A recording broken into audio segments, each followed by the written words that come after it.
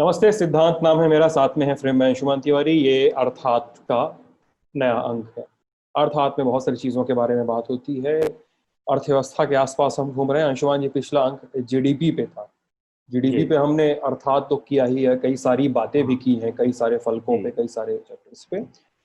कि जीडीपी की सच्चाई क्या है, जीडीपी का असली हाँ। सच क्या है, ये हमने बातचीत की थी। हम्म। आगे बढ़ा जाए। और इंडिया टुडे हिंदी का अंक इस हफ्ते क्या है? सिद्धांत, इस हफ्ते का अंक वापस कोविड पर है। हम कोविड का नए सिरे से विस्फोट और विस्तार देख रहे हैं। और अब जिस तरह से एक दिन में लगभग 90,000 85,000 के संक्रमण के केसेस आ रहे हैं भारत में, जो कोविड से मरने वालों की दर है वो अमेरिका और ब्राजील से ज्यादा निकल रही है। ये एक तरीके का धूप की दूसरी वेव मानी जा रही है। और इस बार कोविड का असर शहरों से निकलकर गांवों और कस्बों में फैल रहा है। तो हमने कोविड के संक्रमण को, उसके विस्तार को, अब जो चुनौतियां आ रही हैं, एक खास किस्म की थकान, एक फैटिग फैक्टर आ गया है पूरे हेल्थ सिस्टम में इसे संभालने में, क्योंकि लंबा समय हो गया है लड़ते हुए। वैक्सीन की मंजिल अभी काफी दूर है। तो कोविड के विस्तार को नए सिरे से समझने के लिए जो चुनौतियां पिछले 3-4 महीनों में आई हैं और जिनका समाधान नहीं हो सका है, उसके लिए और काफी सारी ग्राउंड रिपोर्ट्स के साथ जमीन पर क्या हो रहा है, कहां हम कोविड से लड़ाई हार रहे हैं और कहां कोविड से लड़ाई जीत रहे हैं, इन सब के ब्यौरे के साथ इस बार के अंक की कवर स्टोरी कोविड पर है। और इसके साथ एक बड़ी स्टोरी सोशल मीडिया की पॉलिटिक्स पर भी है कि कैसे सोशल मीडिया के through interest groups political agenda set कर रहे हैं पूरी दुनिया में और भारत में भी, और इसके पीछे की राजनीति क्या क्या है, इसे समझने पर भी एक विशेष बड़ी स्टोरी इस बार आपको पढ़ने को मिलेगी। इसके अलावा अन्य स्थायी स्टोरीज हैं। चाइना से रिलेटेड हमारे पास कुछ जानकारी है, खासतौर पर सीमा पर जो टकराव और गतिरोध है उसकी स्थिति पर। ये सारी चीजों के लिए इंडिया टुडे हिंदी का इस बार का अंक जरूर खरीदें आप। अब अर्थात पर चलते हैं। इस बार का अर्थात मैंने हम दर्शकों से भी बताना चाहेंगे। इस बार का अर्थात थोड़ा सा किंचित अलग है। अंशुमान जी कहानी सुनाने वाले हैं सबको। हाँ अंशुमान जी, पहले इतना इस बता दीजिए बार कहानी क्या है, फिर उसके बाद सब सारा मंच आपका। ये मौसम इनकम टैक्स का है, रिटर्न भरने का है। बहुत सारे लोग रिटर्न भर चुके होंगे, बहुत सारे लोग रिटर्न भरने की तैयारी कर रहे होंगे, बहुत सारे लोग अपने चार्टर्ड अकाउंटेंट के थ्रू या सीधे इनकम टैक्स की वेबसाइट पर जाकर रिटर्न भर रहे होंगे। इसी दौरान हमने सुना कि प्रधानमंत्री ने भारत में ईमानदार टैक्स पेयर्स की तारीफ की और उनसे कहा कि वो देश की सेवा में बड़ा योगदान कर रहे हैं। तो मुझे एक सज्जन मिले, उनका नाम अनुपम है और वो एक ईमानदार टैक्स पेयर हैं।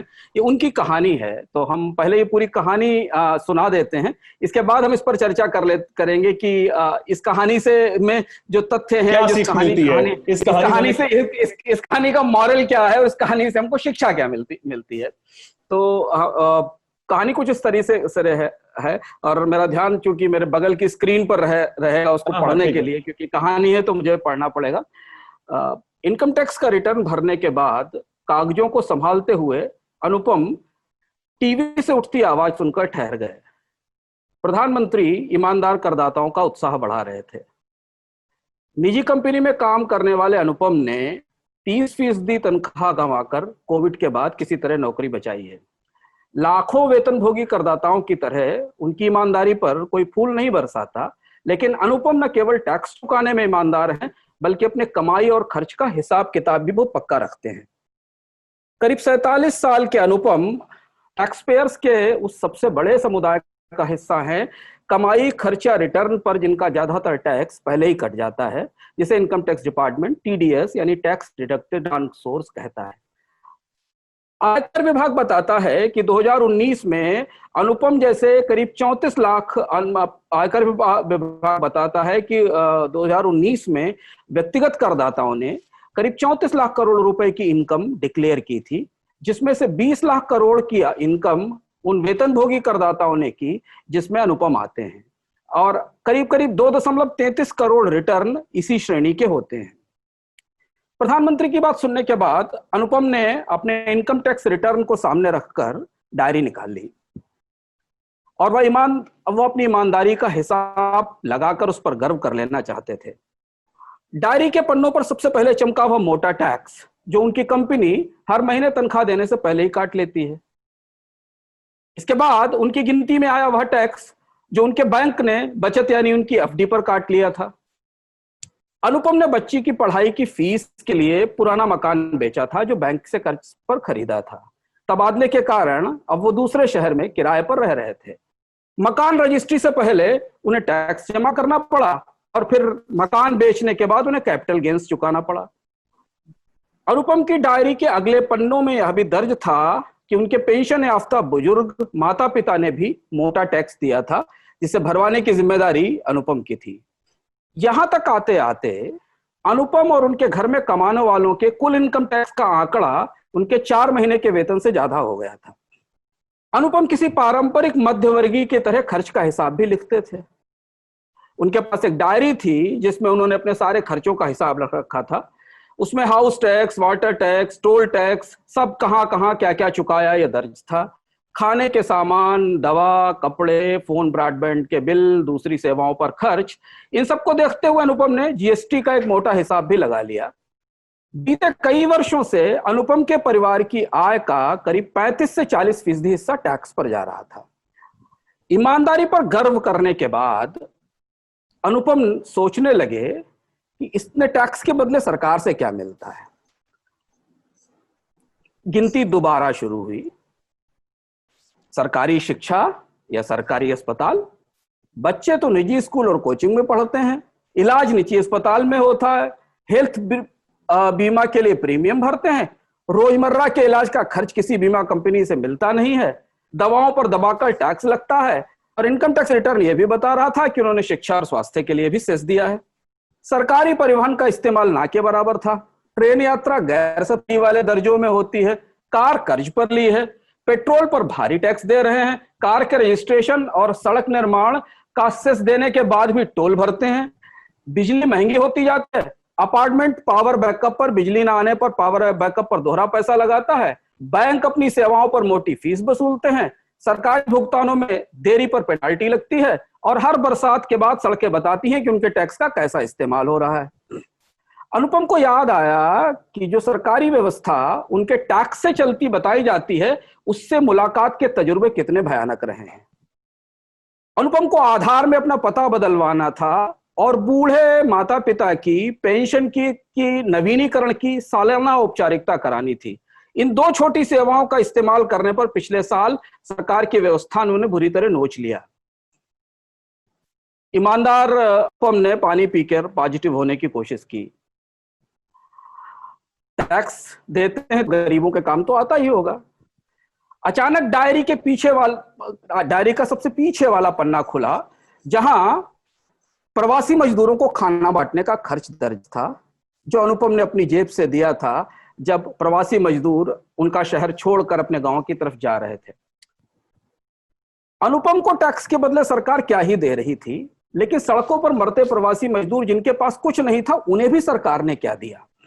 अनुपम ने एक क्षण के लिए सोचा कि अगर वह कंपनी होते तो वेतन कट जाने के कारण, यानी घाटा हो जाने के कारण, उन्हें टैक्स से छूट मिल जाती, या फिर गरीबों को खाना खिलाने का खर्च वो सीएसआर जन कल्याण में दिखाकर अपना टैक्स बचा लेते।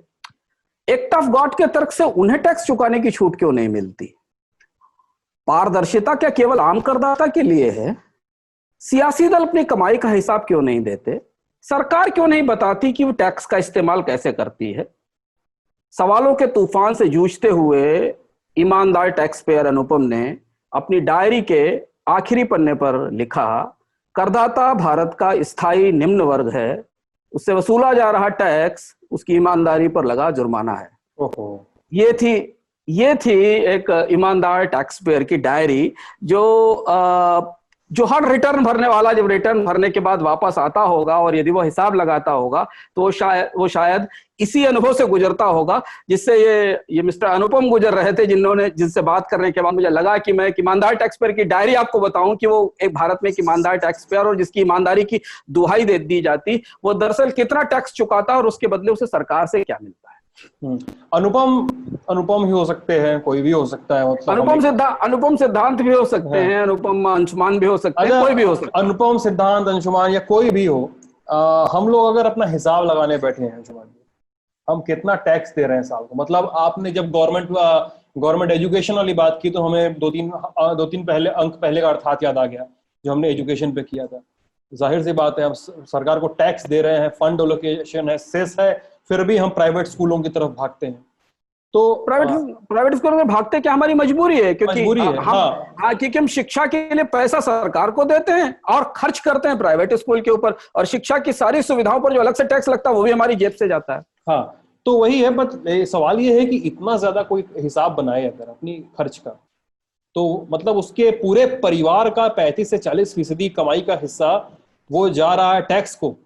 यदि आप हिसाब लगाकर देखें कि भारत में टोटल टैक्सेशन कितना है, डायरेक्ट और इनडायरेक्ट टैक्सेशन, जब भी हम टैक्स की बात करते हैं तो हमें समझ नहीं पाते कि हम 3 तरीके के टैक्सेस पे करते हैं। एक डायरेक्ट टैक्स पे करते हैं जो इनकम से जाता है, जो बहुत सारे लोग इनकम टैक्स नहीं पे करते हैं, पर बड़ा इनडायरेक्ट टैक्सेशन है जो हमारी खपत पर लगता है। और इसके अलावा बहुत सारी और फीस और दरें और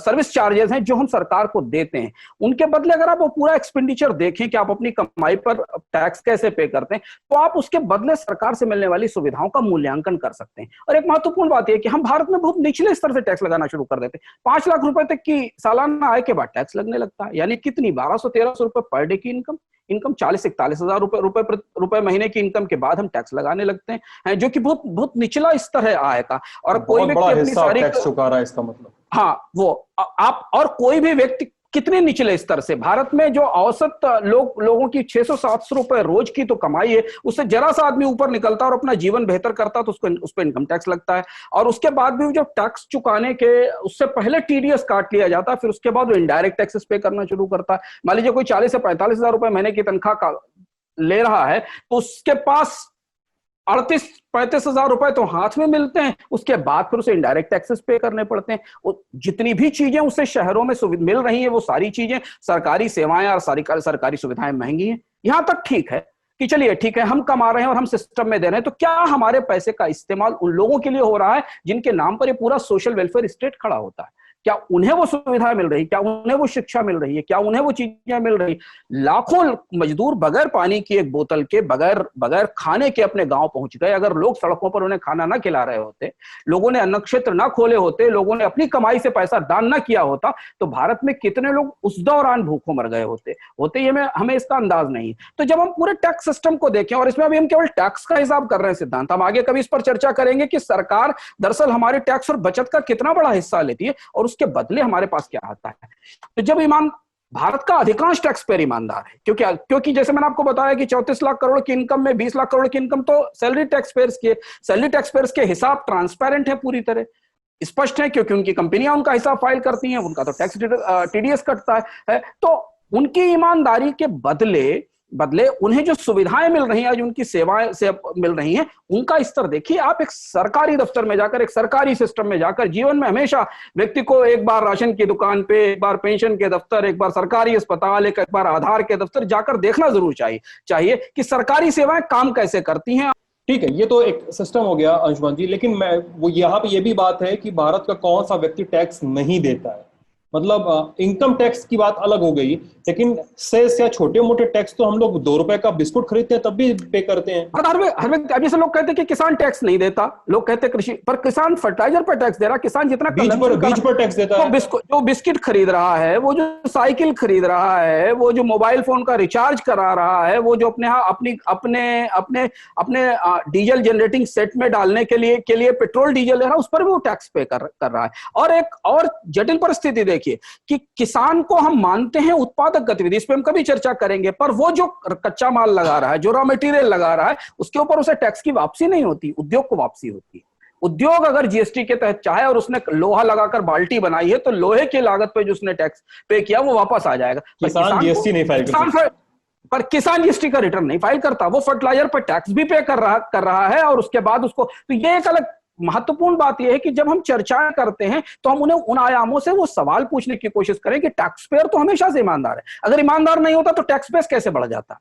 भारत का टैक्स बेस पिछले 10 सालों में कैसे बढ़ा? इतने सारे लोग टैक्स के सिस्टम में कैसे आए? क्योंकि ईमानदार थे, उन्होंने आकर टैक्स जमा करना शुरू किया, चुकाना शुरू किया, उनकी जो भी इनकम थी। पर सरकार की अपनी ईमानदारी, सरकारी सुविधाएं और उस टैक्स के बदले सरकार हमारे पैसे का इस्तेमाल करती है, तो उसका रिटर्न क्या है हमारे पास? हमें उसमें कितनी सुविधाएं मिलती, उसमें कितनी सेवाएं मिलती, ये समझना जरूरी है। और ये सवाल जब तक सरकारों से नहीं पूछे जाएंगे तब तक हम ये टैक्स का पूरा शास्त्र नहीं समझ सकेंगे और टैक्स हमारे लिए बढ़ता चला जाएगा।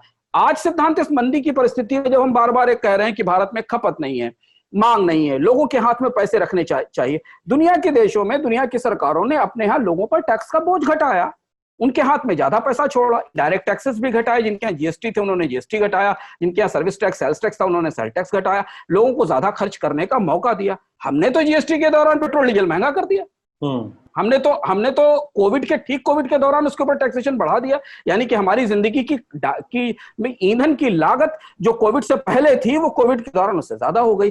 तो ये समझना जरूरी है कि ईमानदार होना, टैक्स पेयर ईमानदार है, पर क्या सरकारें उतनी ईमानदार हैं? क्या सरकारी सेवाएं उतनी उस गुणवत्ता में उतनी ईमानदारी से हमें मिलती हैं, उस लागत पर और उस क्वालिटी की हमें मिलती हैं जिसके लिए हम टैक्स पे कर रहे हैं? टैक्स का सिस्टम जो है इतना कॉम्प्लेक्स है हमारे यहाँ अंशुमान जी, मतलब जीएसटी का जो स्ट्रक्चर आया था, हम लोगों ने एक बार एक वीडियो जो किया था 2 हफ्ते पहले, उसमें हमने डिस्कस ही किया था कि जीएसटी का स्ट्रक्चर ही इतना कॉम्प्लेक्स है कि लोगों को डिकोड करने में ही लंबा समय लग गया। और डिकोड होता है तो उसमें एक नए नए स्लैब्स आ जाते हैं। टैक्स का स्ट्रक्चर बड़ा कॉम्प्लेक्स है हमारे यहाँ, और हम जाहिर सी बात है कई लंबे समय से सरकारों पर सवाल उठाते रहे हैं, पूछते रहे हैं कि क्या है साहब टाइप का। तो लेकिन ये टैक्स के रिफॉर्म को क्या चाहिए, रिफॉर्म के नाम पर भी देश में क्या होना चाहिए कि टैक्स मिले? जवाबदेही तो मान लीजिए तय करना दूसरा ही काम है, लेकिन टैक्स के रिफॉर्म को क्या चाहिए इंडिया में? टैक्स के रिफॉर्म्स में सबसे बड़ी चीज चाहिए सिंप्लिसिटी, और दूसरी चीज है कि रियायत। क्योंकि यदि आप भारत के लोगों की खपत बढ़ाना चाहते हैं, बचत बढ़ाना चाहते हैं, 2 चीजें महत्वपूर्ण है। इकोनॉमी 2 ही चीजों पर चलती है, खपत पर और बचत पर। हमारी मांग और हमारी बचत, यही 2 चीजें अर्थव्यवस्था को चलाते हैं। हमारा टैक्स सिस्टम दोनों चीजों की छूट ही नहीं देता है। हमारा टैक्स सिस्टम इतना ऑप्रेसिव है, इतना दमघोट है कि वो हमको 40,000 रुपए, 42,000 रुपए की इनकम तक पहुंचते ही हमारी गर्दन पकड़ लेता है और हमसे इनकम पर टैक्स लेना शुरू कर देता है। खपत पर तो हम टैक्स पे कर रहे हैं 28% तक की स्लैब से 18%, 12%, इस लेवल पर तो हम खपत पर टैक्स पे कर रहे हैं। तो हमारा टैक्स का जो पूरा सिस्टम है, वो सिस्टम हमें ना तो बचत करने देता है ना खपत करने देता है। जब तक ये सिस्टम रिलैक्स नहीं होगा, ये नहीं ठीक होगा, और ये तब ठीक होगा जब ये सरकारें छोटी होंगी। सरकारें हमारे यहाँ ब्लैक होल हैं, सरकारें इतना पैसा खाती हैं, ये इतनी बड़ी मशीनें हैं डायनासोर की तरीके से। जब तक इनके साइज छोटे नहीं होंगे, इनके खर्च छोटे नहीं होंगे, मंत्रिमंडल छोटे नहीं होंगे, डिपार्टमेंट खत्म नहीं होंगे, तब तक ये पैसा रिलीज नहीं होगा जो हमारी आपकी बचत और टैक्स से जाता है, और उसका कोई रिटर्न हमारे पास नहीं आता। क्यों हम 5 लाख रुपए तक की इनकम पर टैक्स लगाते हैं? क्यों नहीं 8 लाख रुपए तक के लोगों की इनकम को टैक्स फ्री करते हैं, ताकि उनके हाथ में पैसा पहुंचे और बाजार में निकलकर खरीदारी शुरू करें। उसी खरीदारी की तो जरूरत है। अगर वो डिमांड आएगी तो लोग इन्वेस्टमेंट करना शुरू करेंगे, पर सरकार उसकी हिम्मत नहीं करती। क्योंकि जबकि उसे मालूम है कि 5 लाख से 10 लाख रुपए तक के बीच में टैक्स पेयर्स का नंबर बहुत बड़ा है, उनसे मिलने वाला टैक्स बहुत छोटा है, उनसे टैक्स मिलने वाले टैक्स की राशि छोटी है, लेकिन नंबर बहुत बड़ा, बेस बहुत बड़ा है। तो यह समझना जरूरी है कि हम टैक्स किस लिए लगाते हैं। हम टैक्स लगाते हैं लोगों को बचत और खपत के लिए प्रोत्साहित करने के लिए, या उनकी बचत और खपत को मार देने के लिए। और इसलिए एक चीज आप ध्यान दीजिए कि पिछले 3-4 साल, पिछले 5-6 साल में भारत में टैक्स सुधार की 4 अलग अलग कमेटियां बनी, एक भी रिपोर्ट लागू नहीं हुई। 2 कमेटियां तो इसी सरकार के दौरान बनी जिनकी रिपोर्ट लागू नहीं। एक कमेटी अभी सरकार के पास उसकी रिपोर्ट रखी हुई है, जिसके आधार पर इनकम टैक्स का पूरा ढांचा बदला जाना था। उसी बीच में सरकार ने उसमें मैं डिटेल में कि कैसे आप स्लैब्स चेंज करिए, कॉर्पोरेट पे क्या टैक्सेशन लगाइए, वो पूरी कमेटी की रिपोर्ट थी। उसी बीच में सरकार ने कॉर्पोरेट टैक्स में कमी कर दी।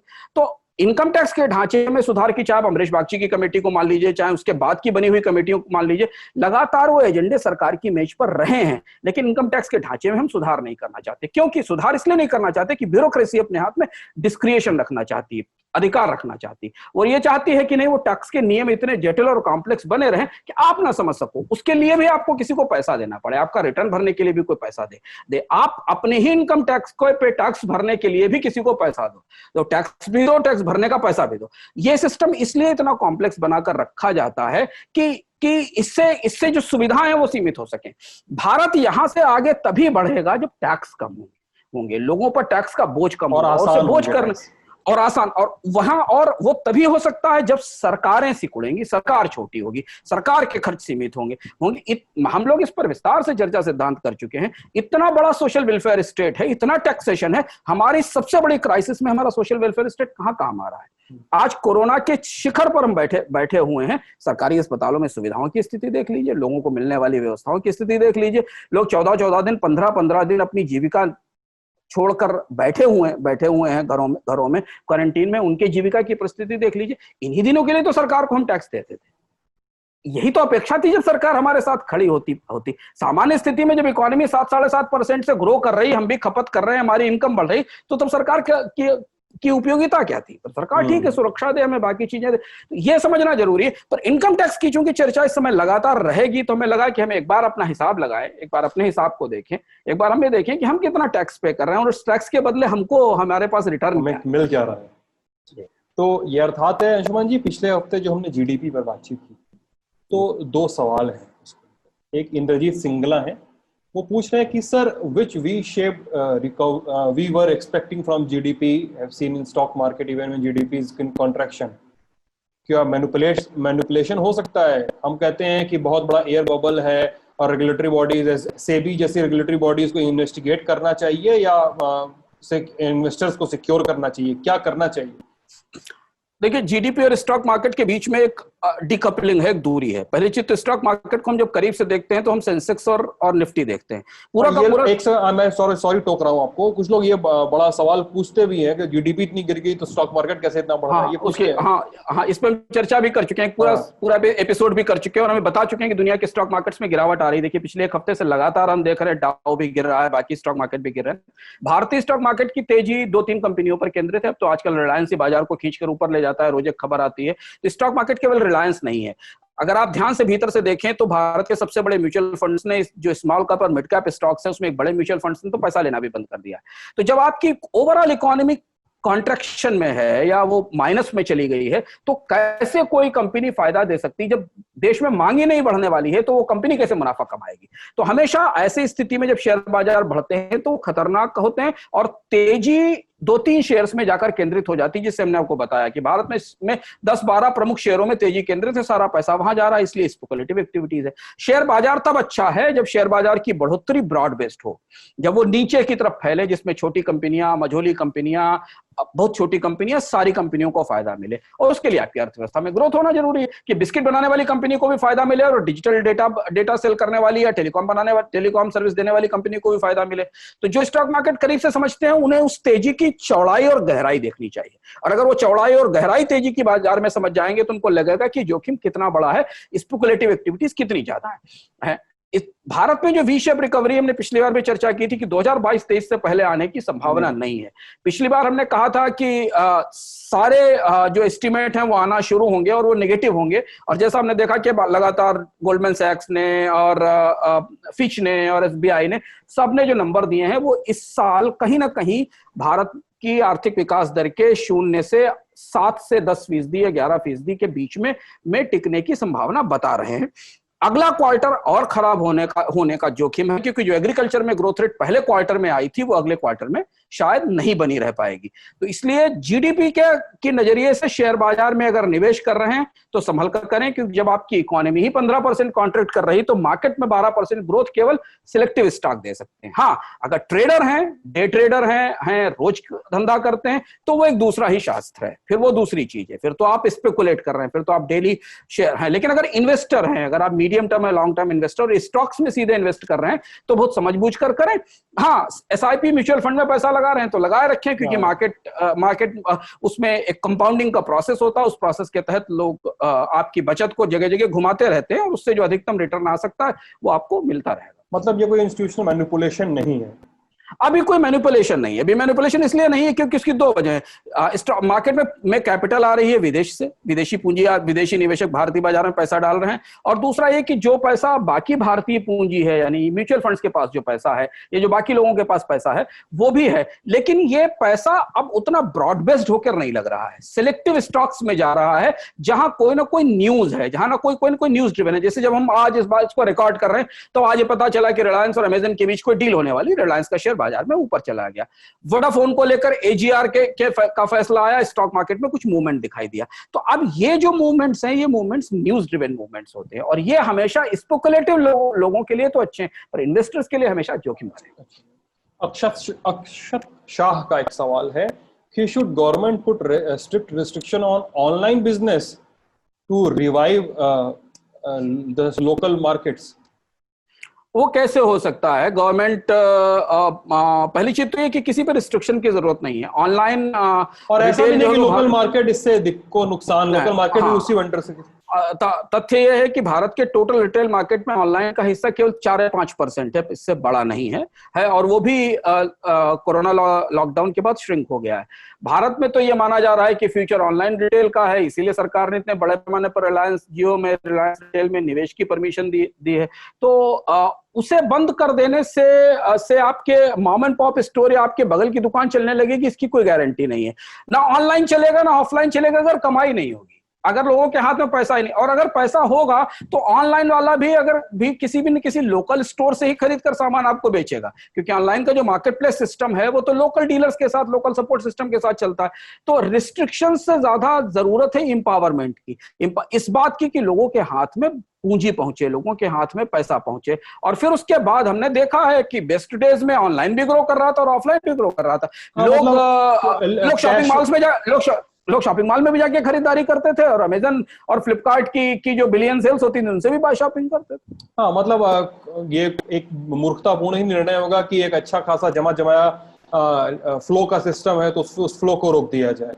हाँ, और उसको अब रोक भी नहीं सकते हैं, क्योंकि रोक भी नहीं सकते। हाँ, मतलब रोक भी नहीं सकते। उसकी वजह पहली चीज तो उसको रोकना उचित नहीं है, क्योंकि फ्री मार्केट में किसी को रिस्ट्रिक्ट नहीं करना चाहिए। दूसरी चीज है कि अभी भारत में बड़े पैमाने पर जो इन्वेस्टमेंट आया वो तो इसी फ्यूचर में आ रहा है। तो भारत को जो भी FDI मिल रहा है वो इसी के आसपास मिल रहा है। हाँ, इसमें ये व्यवस्था की जा सकती, जो सरकार को करनी चाहिए कि भारत में ऑनलाइन रिटेल जो है वो भारत के ऑफलाइन रिटेल से अपने आप को कैसे जोड़ेगा, कैसे भारत के प्रोडक्शन को, MSMEs को, प्रोडक्शन बेसिस को इसके साथ कैसे सिनर्जाइज करेगा। यहां पर पॉलिसी लेवल पर बहुत सारे नए प्रयोग और इनोवेशन हो सकते हैं। जैसे कि आप ये डिसाइड करें कि आपको अगर प्लास्टिक के प्रोडक्ट सेल करने हैं तो आप इतने प्रोडक्ट्स हिंदुस्तानी कंपनियों से खरीद कर ऑनलाइन एक्सचेंज पर सेल करेंगे। इस तरीके के प्रयोग किए जा सकते हैं जिनकी आने वाले समय में जरूरत है। हाँ, तो ये था हमारा इस हफ्ते का अर्थात। कैसा लगा आप लोगों को? अंशुमान जी कहानी कैसी लगी, बातचीत कैसी लगी, सब बताइएगा, अपने सुझाव दीजिएगा, अपने सवाल पूछिएगा वीडियो के कमेंट सेक्शन में। आप लोगों के लिए खुला हुआ है। मैं सिद्धांत हूँ, साथ में अंशुमान जी। आप लल्लन टॉक देख रहे थे। बहुत बहुत शुक्रिया। Thank you.